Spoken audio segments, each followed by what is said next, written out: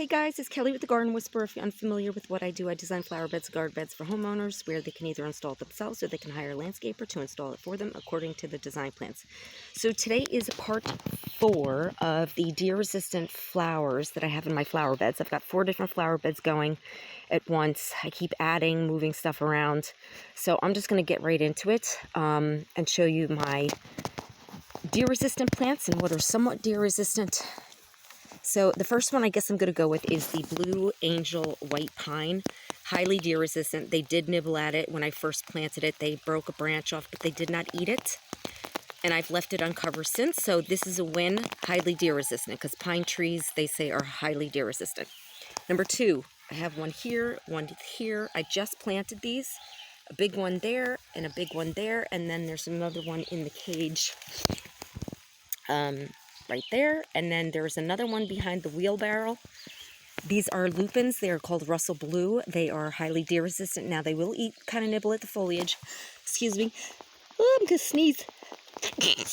Oh, excuse me. Damn pollen.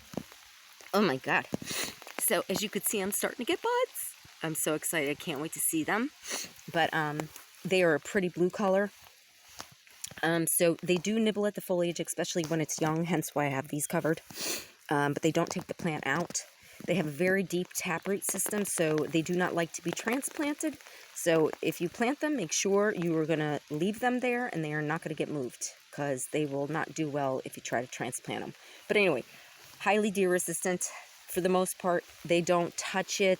They nibble a little at the foliage. Like I said, I spray it with my cayenne pepper peppermint oil spray. And as the foliage gets older, they tend to leave it alone more. It's always the young foliage that they like because it's high in nitrogen. So, highly deer resistant. Next one, Delphinium. Now this is, I believe, the mountain strain or something. I got it from whiteflowerfarm.com. There's one here, and then I'm trying to hold an umbrella because it's raining while I'm doing this, but there's one there, and there's one next to it there. I may get more of them. I just didn't want to get a lot of them because, of course, like everything else, I want to see if it's really deer resistant before I spend money on it. So, but so far, they did nibble at the top of this when I first planted it, but since I've left it alone, probably because it's poisonous, and they can tolerate some poisonous plants, but for the most part, it's not their favorite, and they will leave it alone. My Black Panther 9 bark. Now, I know it looks pretty sad right now. I cut back a lot of these stems because it's really hard to determine what's dead and what's not on them. So, and the deer do eat this in the fall when there's, food is becoming scarce. So I did not cover it last year and they got to it, so I'm going to cover it this fall. I've been spraying that as well. So somewhat deer resistant, not 100%. Miscanthus grass, I have one there and I have another one there. Highly deer resistant. They really don't eat grasses all that much. Joe Pye weed, highly deer resistant, and my common bone set, which is where the wheelbarrow is covering, right there. They did not touch these last year, but they got at it this year, just once. Actually, they got the bone set twice, but got at this only once. But it's bouncing back, and so is that. They did not touch it last year, but I have a feeling because I covered the Achilles, they love this foliage. So I covered them and I cut them off from it. So I guess they went to whatever's the next thing. But these both have poison in them. So they really can't eat a lot of it. But they will still get at it if, there's nothing else for them to eat. So then I have the lupin there, Let's see what else. And then there's the lupin in the other cage over there. What else is highly deer resistant in here? And did I do the irises? The irises, they will get at the foliage in the fall, though. So you're going to want to cover them with like a little cage like that, the little cloak cage. But there's one there. And as you can see, they're starting to bloom. Now, this was the big potted one that I planted, and it started to produce blooms, as you can see right there. But then it kind of just went... So I'm guessing because there's so many offshoots, it really just needs to be divided. So, because that's the case with iris when it's... the blooming has been decreased. That's usually a sign that it needs to be divided. Now, I planted the wormwood here, highly deer resistant. You have to trim it back every spring because it can get really overgrown, and I even trimmed it in the summer last year, and then I pruned it again this spring. and it only produced like 2 little shoots. So usually when the foliage is reduced like that, it usually means it needs to be divided. So I divided it, but I don't think it's going to come back. I don't know. It's weird. It's a very weird plant, so I may just nix it. I think I am going to just nix it all together, because it is a little more maintenance that I want to deal with right now. So I think I'm going to get rid of that, and what I'm going to do, but it is highly deer resistant, so it has pretty silvery blue foliage. The deer really don't eat it. They may at first just because they're nosy, but for the most part they do leave it alone. And we've got the irises all throughout here. These are highly deer resistant, but like I said, they will get at the foliage in the fall. Here's the Peleta variegata irises that I planted. This was the newest one, and they got at it, but luckily there's new foliage coming out of it, as you could see right here. That's new. So it should do just fine, but what I'm going to end up doing is taking that one, and I think I'm going to transplant it and put it over in the back there in the fall. And I'm just going to be planting more of the catmint. Highly deer resistant. Now it's just starting to bloom for the year, so I took cuttings from this, like 7, and I potted them in a pot on the deck, and they should reroot no problem. I did it last year, and it did reroot, but I ended up transplanting it when it was too young, and it didn't come back. So that's all good though, because now I've got 7 new. Because if I were to buy 7 more plants from the nursery, it would be like $140, and they don't. And when you get them, they're small, like a 3-inch pot.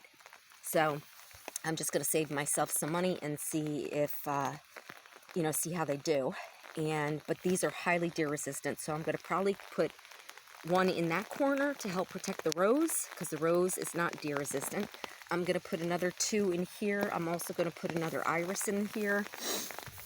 Once I transplant this, I'm going to put a catmint there, and then I'm going to put 3, maybe 5 catmint in this area where the wormwood was, because the purple foliage from the catmint just goes really nicely with the blue purple of the iris. Now this bloom isn't looking great right now because it's just gotten hit with the rain, and this one's just starting to open, and as you can see all the rest here, but they're such pretty flowers, such pretty blooms.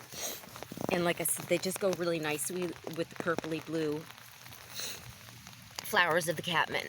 And my phone does not do the colors justice. It never does.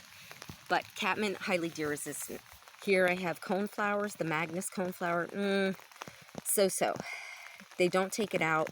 They do like the foliage. They don't really eat the actual flowers themselves. But this year they've been kind of getting at it more than they did last year.